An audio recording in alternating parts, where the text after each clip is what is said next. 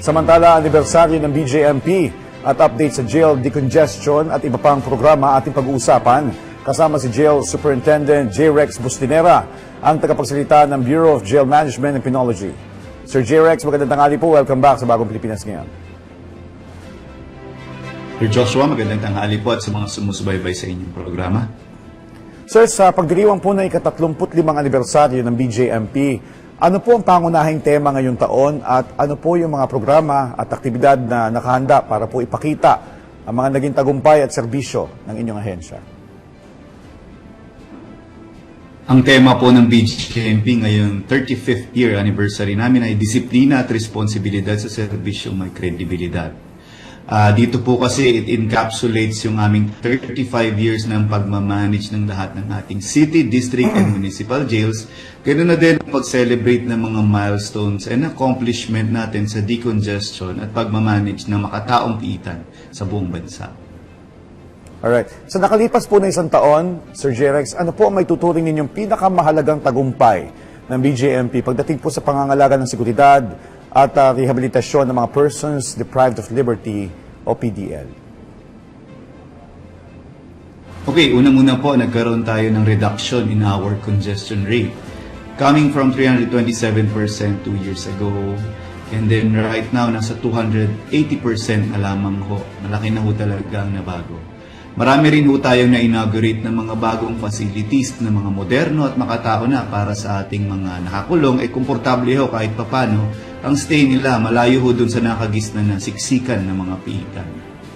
Ganoon din ho, tayo ang BJMP ay nakapag-contribute sa environment, nakapagtanim tayo ng maraming puno, nasa 31,000 trees, nakapag-donate ng mga blood for our volunteer work, mga nasa 1,800 blood donations, at nakapagpalaya tayo ng 80,000 PDL for the past year because of paralegal work. But of course, may mga pumapasok pa rin ho kasi. But nonetheless, we are moving towards really a modern correction system dito through the BJMP.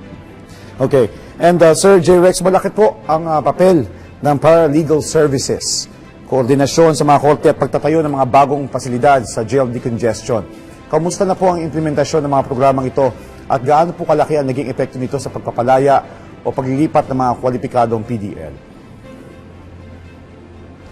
Tama po, tulad ho nung nabanggit ko kanina, nasa almost 80,000 ang lumaya. Ito po yung parte ng paralegal program namin na kung saan ang mga PDL ay una, binibigyan ng good conduct time allowance para sa mga qualified lamang po at deserving nito, binabawasan ng kanilang sentensya na naaayon sa batas.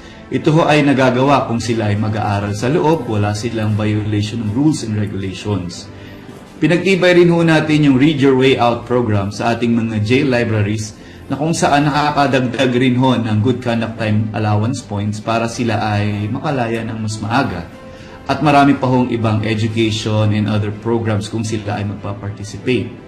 Patuloy rin ho yung pakikipag-ugnayan natin sa bawat korte. Kasi ho ang BJMP ay nagmamanage ng city, district at municipal jails kung saan nakabinbin ang kaso ng ating mga nakakulong. At sa bawat distrito rin ho na ito, jurisdiction na ito ay may korteng kaakibat. At nakikipag-ugnayan ho tayo para maintindihan ho ng PDL ang kanilang kaso at maitaguyod o maitawid ho natin na mas mabilis ang kanilang paghihiring, mabigyan ng options sa halimbawa sa online hearing. At ito ho yung mga dahilan talagang nakakapagpabilis ng kaso nila at nakakalaya sila ng maaga. Among other intervention. Kabilang na rin ho, of course, yung pagpapatayo ng mga piitan na mga moderno na, lalong-lalo ito sa mga priority areas natin ng mga siksikan katulad ng Las Marinas, Muntinlupa at San Mateo na either siksikan ho o kaya disaster prone na mga piitan. Okay. Maliban naman po sa decongestion, paano niyo po tinitiyak na patuloy na napapangalagaan ang kapakanan ng ating mga PDL sa pamamagitan po ng mga programang pang-edukasyon, livelihood, skills training at mental health services? Dalawang aspeto ho ang pangangalaga ng mga PDL. Una ho yung kanilang basic needs. Sinisiguro ho ng BJMP na ang basic needs ay naibibigay. Una, ang kanilang pagkain, ang kanilang gamot ay merong available. Ganun din ho ang kalusugan nila ay may naka-duting mga nurse o kaya mga doktor na tutugon habang sila ay nakapiit sa BJMP. Habang naman ho ay naibibigay na ang basic needs sa kanila, doon naman po sa isang programa natin ay welfare programs. Dito ho pumapasok itong alternative learning system kung saan nakakapag-aral sila hanggang senior high school at nakagraduate po. Marami ho tayong napag-graduate for the past year. Itong part ng celebration ng aming anniversary to recognize yung mga officers namin na nakapag-contribute sa education programs ng BJMP. Hindi lang ho yung edukasyon, pati nga ho college education behind bars. Meron na ho tayong mga napagtapos ng kolehiyo. Yung mga nakapag-aral na at ang iba lumaya na ho at may mga trabaho na. At hindi lang din ho yan, meron pa hong skills development training through in partnership with TESDA para sa kanilang mga NC1, NC2, and NC3 certification programs na nagagamit ho nila na kapag sila ay lumalaya.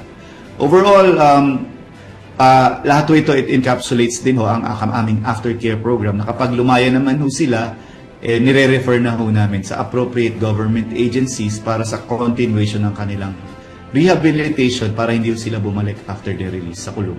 Okay. Sa aspeto naman po ng seguridad, Sir J. Rex, kumusta na po ang mga inisyatiba ng BJMP para po mapagilan ang pagpasok ng kontrabando, illegal na droga at iba pang ipinagbabawal na kagamitan sa loob ng mga pasilidad? Tama, Sir Joshua. It remains a challenge sa BJMP. But despite the challenge ng ating mga contraband and security, marami tayong institute ng mga programa dyan. Una, lahat po ng ating facilities ay equipped with CCTVs, with central monitoring dito sa ating mga headquarters para nakikita natin ang bawat galaw ng ating mga tauhan. Patuloy rin ho yung pagkandak natin ng Greyhound operations o yung tinatawag na galugad para patuloy nating ma-flush out ang mga contrabands katulad ng cellphones at mga pinagbabawal na items sa loob ng kulungan.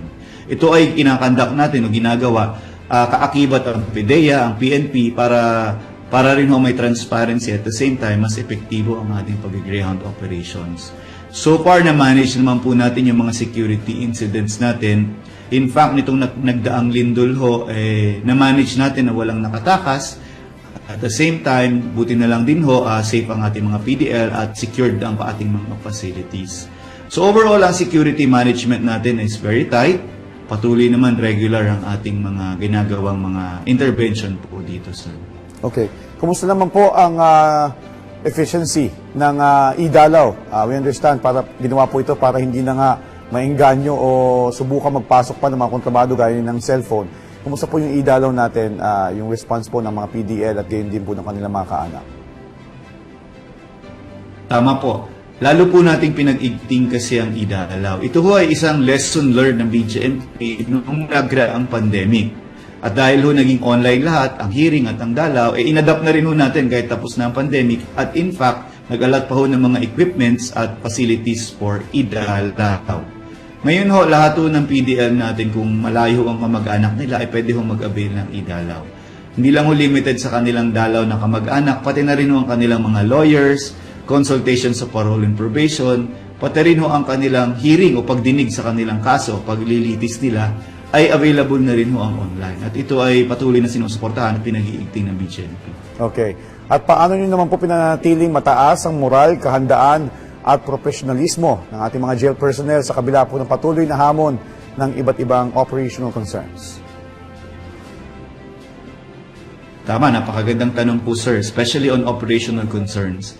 Ang aming hong empleyado ay nasa 26,000. Overall na ho yan sa buong Pilipinas na minamanage ang nasa 118,000 na mga persons deprived of liberty.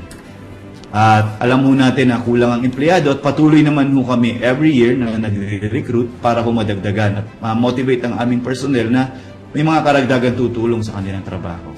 Ganun din ho, katulad ho ngayon ng magdarating na aming 35th anniversary, we will recognize all the best practices and best performing employees ng BJMP personnel para i-recognize ang kanilang effort sa BJMP. Ganun din ho, sinisiguro ho natin na ang kanilang sahod, kanilang pensyon ay timely at ang lahat ng mga benepisyo na nararapat sa kanila ay naibibigay. Ganun din ho, ang mga commendations, medals, and awards ay patuloy na pinag-iigting. But of course, part of the motivation is also to follow the rules and regulations of the BJMP na kapag naman ho merong talagang violation ay hindi naman ho tinotolerate ng BJMP kahit pa ho naman kasamahan namin yan. Overall, we are 26,000 strong personnel, motivated and professional BJMP personnel, sir. Alright. Sa pagdiriwang naman po ng BJMP anniversary, ano po ang mensahe ninyo sa publiko tungkol sa tunay na layunin ng BJMP? Ngayon pong darating na 35th anniversary ng BJMP, ito po ay gaganapin bukas, July 1, 2026. Ang BJMP ho ay nangangako at patuloy na committed sa aming mandato na pangalagaan ang lahat ng mga persons deprived of liberty sa lahat ng ating city, district, and municipal jails. At pagsisikapan ho ng BJMP na itaguyod ho ito, of course, ang mandato ho namin at ang tanging hangarin namin ay maging safe at secure ang ating mga komunidad sa anumang krimen and for general public safety. At yan ang contribution ng BJMP sa ating bayan. At lalong-lalo dito sa ating bagong Pilipinas. Yun lamang po at maraming salamat po. Maraming salamat po sa inyong oras. Jail Superintendent J. Rex Bustinera, ang tagapagsalita ng BJMP. Thank you, sir.